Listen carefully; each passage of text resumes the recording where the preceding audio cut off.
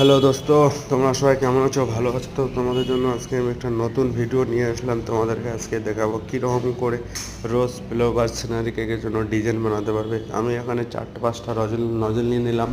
সেই নজল দিয়ে আজকে আমি তোমাদেরকে দেখাতে যাচ্ছি কীরকম করে রোজ ফ্লেভারতে।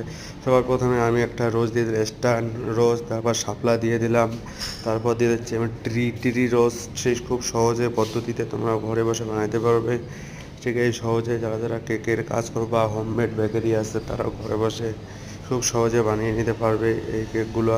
ঠিক শর্টকাট একদম পুরো একদম নর্মাল কেকের ওপর রোজ দিয়ে দেবা, এরকম শর্টকাট পুরো রেজি। তাই আমি তোমাদেরকে আজকে নতুন ভিডিও এটা নিয়ে আসলাম।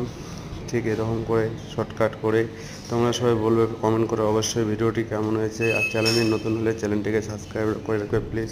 ঠিক আছে, আমি তাহলে আবার নতুন ভিডিও নিয়ে আসবো নেক্সট ডে। ঠিক আছে, তোমরা সবাই ভালো থাকো। ওকে, বাই।